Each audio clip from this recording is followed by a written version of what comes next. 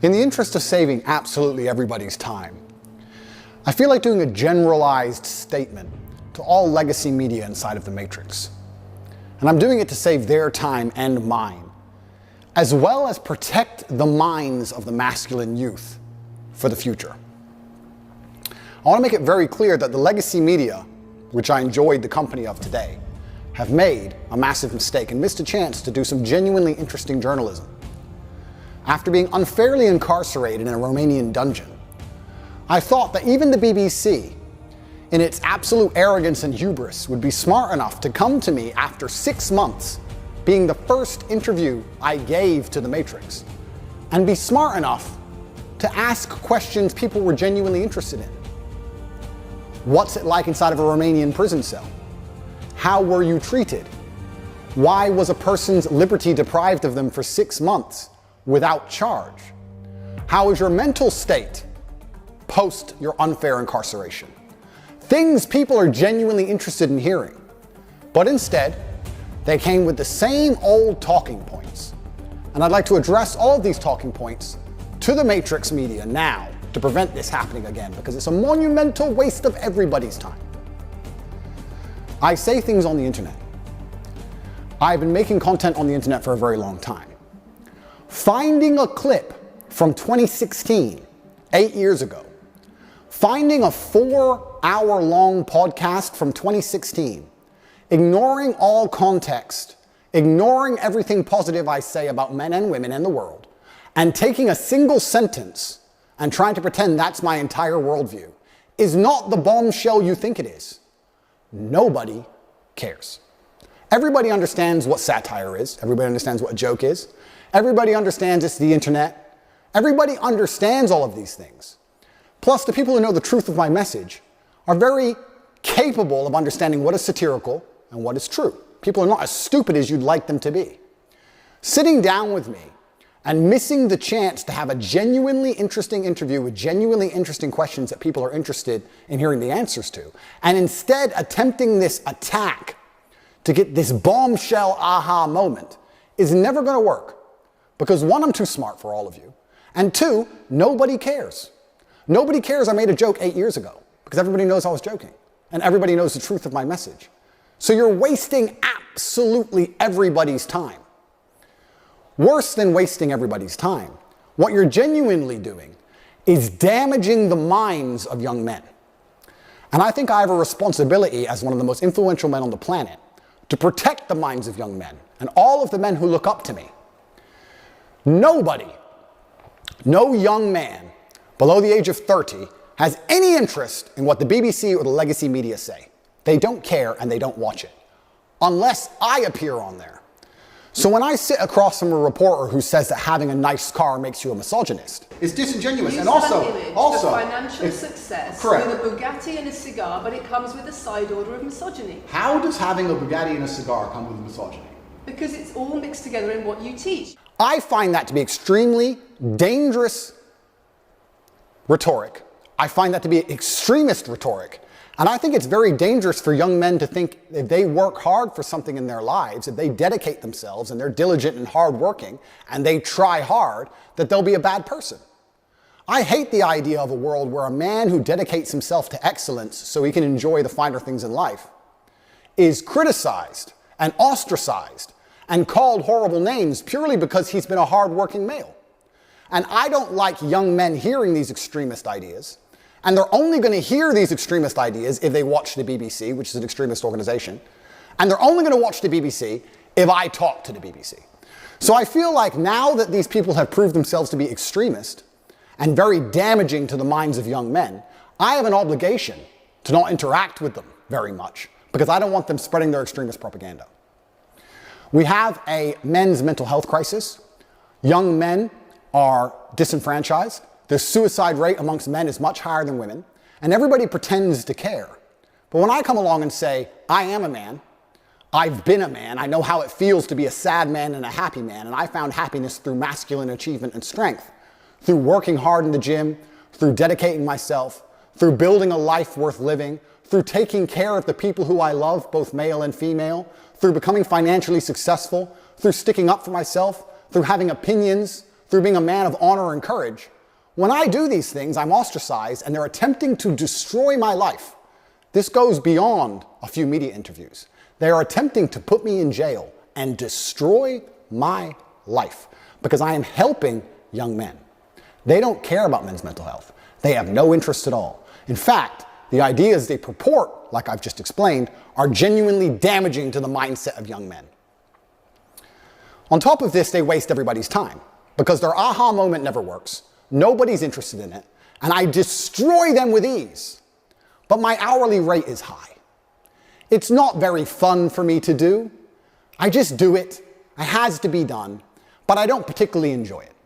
I allowed you into my home. I'm doing you a favor, giving you the first interview I'm giving to the public. You don't come here with a position of authority. You're not the police. I don't respect the BBC. I don't know you. You do not come here with a position of authority over me. We are equals. We are people. We're citizens of the world, and we sit here as equals. And I see you as my equal, and if you ask me questions, I can ask you questions back. For you to come here and sit down and pretend you're the Gestapo and that you don't have to answer my questions is disingenuous because I don't owe you anything. Asking questions and you answer. But I don't owe, no, however you want. This is a conversation, and I don't owe you any degree of authority over me. So let's make that clear. And that doesn't matter if you're a man or a woman or from the BBC or the CNN. I'm here to answer your questions and be honest with you and do you a favor. Great. And I'm doing you a favor. But you come here with loaded questions, you're trying to paint a narrative of me which is negative. I'm asking you about things you've said that people are concerned about. And that's fine, but you're not going to sit here and say you don't answer my questions because you're not above me. So, in the interest of spreading good and positivity in the world, which is my number one objective, I am making this clear to all legacy media outlets. I will no longer interact with you for free. Nobody cares that you lie about me and nobody cares what you say. You have destroyed all of your credibility in the last 4 years of constantly lying about everything. And continuing to lie about me will only destroy your credibility further. I have an organization called Tate Pledge, which you can see. Go to CobraTate.com and click at Tate Pledge, and you will see that I dedicate $25 million a year to feeding children, both male and female, in war-torn countries. I would like to think that even the legacy media can agree that feeding children in Sudan, or Turkish children after an earthquake, or Syrian children in refugee camps, is a pretty positive thing to do for the world. In my last BBC interview, she tried to spin it and say that what I'm doing is somehow negative because I'm only doing it for myself. But this is the level of delusion these people operate under. Because some people would look at that and say, okay, so before you got money from attracting people to your website by making controversial comments, but that might have got you into trouble. And so now you're looking for a new market. You're looking for a new market of followers who are attracted by a different sort of persona. I've always done the charity work, so that is obviously incorrect. And I have proof that I've always done the charity work, so you're wrong. Tate Pledge is funded 100% by me. This is my personal money. But I believe if the legacy media is intent on spreading hate, intent on spreading extremist ideologies, which it seems they are, not only the extremist ideology that men shouldn't work hard, but also a bunch of other ones, which I don't need to mention because most thinking people understand what the legacy media is trying to purport on not only the population, but the young children of the world. And what they are trying to push is far more damaging than me saying you should go to the gym.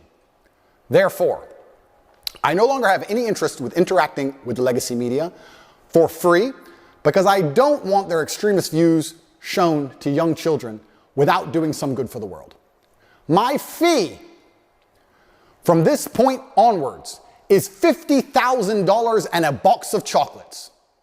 That is what it is going to cost you to speak to me. If you are from the Matrix, you will give me $50,000 in advance, which will be donated to Tate Pledge, which will be used to feed children in war-torn countries. And you will also bring a box of chocolates to my gate, which I will ingest as I listen to your Matrix propaganda and destroy you. Because I deserve chocolates if I have to put up with you. I'm an extremely successful man, and my time is valuable. And you're wasting mine, yours, and everybody else's. So if you're going to come along with your extremist ideas, I would at least sleep better at night if you were feeding some poor, innocent children somewhere in the world. But you have no interest in doing any good for the earth. You're only interested in spreading hate, unlike me who wants to do good things. So, post my BBC interview, I've been contacted by the New York Times, CNN, the Clinton News Network, all of them. And they're all desperate to interview me because they understand the number of views it will get. I want to try now, I want to try now. And they all want to try a different version of the same aha moment. Not understanding, because they're completely detached from reality, that it's not an aha moment and nobody cares. They're not interested, they're not smart enough to look at the board of the chessboard and say, this isn't going to work. Let's ask him questions people actually care about. They're not that smart. So if you want to waste your time and mine, that's what it's going to cost you. $50,000, I managed to procure meals at around 80 cents each, so we'll feed over 60,000 children for wasting an hour of my time, plus a box of chocolates. That is my fee from this point forward. I will still speak to non-Matrix media outlets who are interested in the truth, interested in asking interesting questions that people want to hear the answers to. I will still be available to do my own podcasts and tell the truth. But as long as legacy media retain their reputation as peddlers of extremist ideology, I no longer have any interest in promoting them and making them relevant. It's better we allow them to become irrelevant, which they are doing, through their own dishonest actions. I will no longer interact with any of you for free ever again. So, to the 64 journalists who have emailed me so far since the BBC interview, do you have $50,000 in a box of chocolates? Because I'm not interested in speaking to you for any other reason. I actually think I'm being quite kind only charging 50 grand. I should charge 200 grand, but I'm a nice man. And $50,000 will still feed a lot of children. I promise any legacy media outlet that pays me the fee can have an interview. And I also promise to provide full accounting and receipts to prove that that money goes directly to charity, to feeding children in war-torn countries. But I will no longer allow the Matrix propaganda machine to infect the minds of innocent children by using my relevance to achieve interviews and get views they would never normally get to spread hateful propaganda.